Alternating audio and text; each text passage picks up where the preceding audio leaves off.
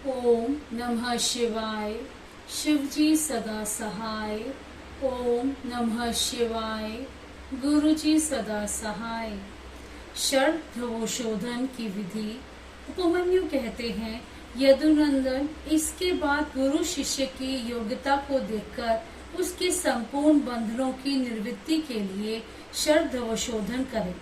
कला, तत्व, भुवन, वर्ण, पद और मंत्र, ये ही संक्षेप से 6 अध्वा कहे गए हैं। निवृत्ति आदि जो 5 कलाएं हैं, उन्हें विद्वान पुरुष कलाध्वा कहते हैं। अन्य 5 अध्वा इन 5 कलाओं से व्याप्त हैं। शिव तत्व से लेकर भूमि पर्यंत जो 26 तत्व हैं, उनको तत्वाध्वा कहा गया है। यह अध्वा शुद्ध और अशुद्ध के भेद से 2 प्रकार का है। आधार से लेकर उन्मना तक भुवनाध्वा कहा गया है। यह भेद और उपभेदों को छोड़कर 60 हैं। रुद्र स्वरूप जो 50 वर्ण हैं, उन्हें वर्णाध्वा की संज्ञा दी गई है। पदों को पदाध्वा कहा गया है, जिसके अनेक भेद हैं। सब प्रकार के उपमंत्रों से मंत्राध्वा होता है, जो परम विद्या से व्यापक है। जैसे तत्व नायक शिव की तत्वों में गणना नहीं होती, उसी प्रकार उस मंत्र नायक महेश्वर की मंत्राध्वा में गणना नहीं होती। कलाध्वा व्यापक है और अन्य अध्वा व्याप्य है। जो इस बात को ठीक ठीक नहीं जानता है, वह अध्व शोधन का अधिकारी नहीं है। जिसने 6 प्रकार के अध्वा का रूप नहीं जाना, वह उनके व्याप्य व्यापक भाव को समझ ही नहीं सकता है। इसीलिए अध्वाओं के स्वरूप तथा उनके व्याप्य व्यापक भाव को ठीक ठीक जानकर ही अध्व शोधन करना चाहिए। पूर्वत कुंड और मंडल निर्माण का कार्य वहां करके पूर्व दिशा में 2 हाथ लंबा चौड़ा कलश मंडल बनवाएं। तत्पश्चात शिवाचार्य शिष्य सहित स्नान और नित्य कर्म करके मंडल में प्रविष्ट हो पहले की ही भांति शिव जी की पूजा करें। फिर वहां लगभग 4 सेर चावल से तैयार किया गई खीर में से आधा प्रभु को नैवेद्य लगा दें और शेष खीर को होम के लिए रख दें। पूर्व दिशा की ओर बने हुए अनेक रंगों से अलंकृत मंडल में गुरु 5 कलशों की स्थापना करें। चारों को तो चारों दिशाओं में रखें और एक को मध्य भाग में। उन कलशों पर मूल मंत्र के नमः शिवाय इन 5 अक्षरों को बिंदु और नास से युक्त करके उनके द्वारा कल्प विधि का ज्ञाता गुरु ईशान आदि ब्रह्मों का स्थापना करें। मध्यवर्ती कलश पर ओम नः ईशानाय नमः ईशानाय स्थापयामि कहकर ईशान की स्थापना करें। पूर्ववर्ती कलश पर ओम म तत्पुरुषाय नमः तत्पुरुषः स्थापयामि कहकर तत्पुरुष की दक्षिण कलश पर ओम शी अघोराय नमः अघोरः स्थापयामि कहकर अघोर की वाम या उत्तर भाग में रखे हुए कलश पर ओम वामदेवाय नमः वामदेव स्थापयामि कहकर वामदेव की तथा पश्चिम के कलश पर ओम य सजुजाताय नमः सजुजातः स्थापयामि कहकर सजुजात की स्थापना करें। तदंतर रक्षा विधान करके मुद्रा बांधकर कलशों को अभिमंत्रित करें। इसके बाद पूर्वतः शिवाग्नि में होम आरंभ करें।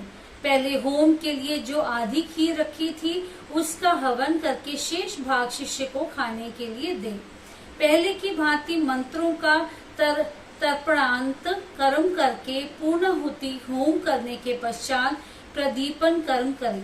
प्रदीपन कर्म में ओम हूं नमः शिवाय फटः स्वाहा का उच्चारण करके क्रमश हृदय आदि अंगों को 3-3 आहुतियां देनी चाहिए।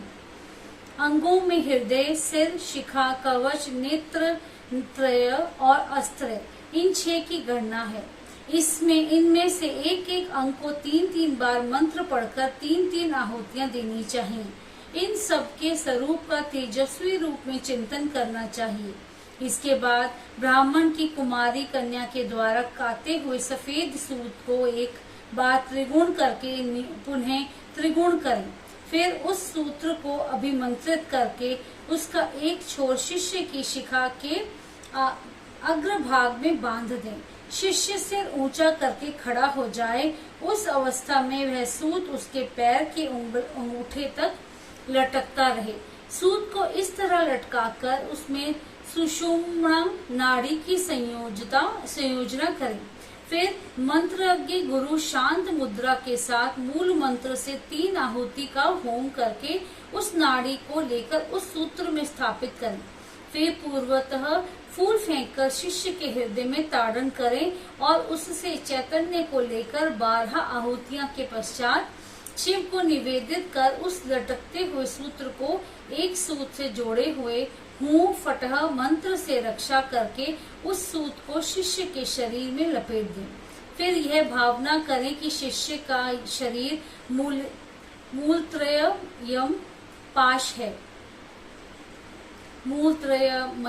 पाश है। भोग और भोग तत्व की इसका लक्षण है।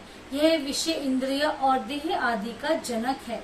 तदंतर शांत्यतीता आदि 5 कलाओं को जो आकाश आदि तत्व रूपिणी हैं, उस सूत्र में उनके नाम लेकर तो जोड़ना चाहिए। यथा व्योम रूपिणी शांत्यतीत कला योजयामि, वायु रूपिणी शांति कला योजयामि, तेजो रूपिणी विद्या कला योजयामि, जल रूपिणी प्रतिष्ठा कला योजयामि, पृथ्वी रूपिणी निर्वित्ति कला योजयामि इति। इस तरह इन कलाओं का योजन करके उनके नाम के अंत में नमः जोड़कर इनकी पूजा करें। यथा शांत्यतीत कलाय नमः, शांत कलाय नमः इत्यादि। अथवा आकाश आदि के बीजभूत ह, य, र, व, ल मंत्रों द्वारा या पंचाक्षर के 5 अक्षरों में नाद बिंदु का योग करके बीज रूप हुए उन मंत्र अक्षरों द्वारा क्रमश पूर्वोक्त कार्य करके तत्व आदि में मलादि पाशों की व्याप्ति का चिंतन करें। इसी तरह मलादि पाशों में भी कलाओं की व्याप्ति देखें। फिर आहुति करके उन कलाओं को संदीप्त करें।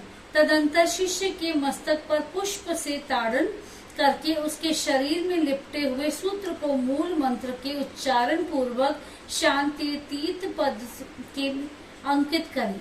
इस प्रकार क्रमश शांत्यतीत से आरंभ करके निर्वित्ति कला पर्यंत पूर्वोक्त कार्य करके 3 आहुतियां देकर मंडल में पुनः शिव का पूजन करें।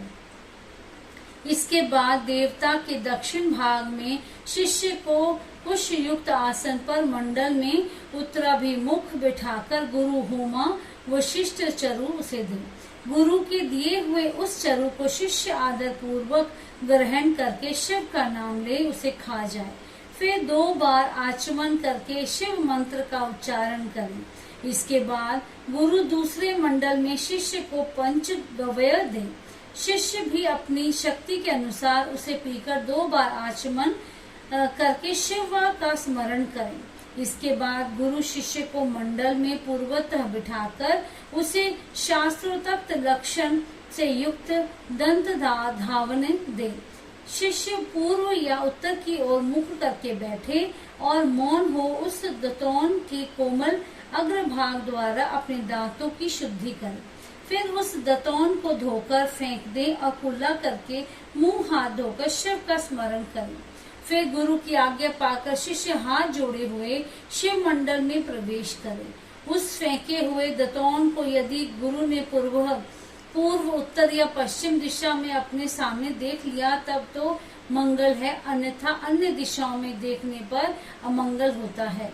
यदि निंदित दिशा की ओर वह दिख जाए तो उसके दोष की शांति के लिए गुरु मूल मंत्र से 108 या 54 आहुतियों का होम करें। तत्पश्चात शिष्य का स्पर्श करके उसके कान में शिव नाम का जप करके महादेव जी के दक्षिण भाग में शिष्य को बिठाए। वहां नूतन वस्त्र पर बिछे हुए कुश के अभिमंत्रित आसन पर पवित्र हुआ शिष्य मन ही मन शिव का ध्यान करते हुए पूर्व की ओर सिरहाना करके रात में सोए। शिखा में सूत बंधे हुए उस शिष्य की शिखा को शिखा से ही बांध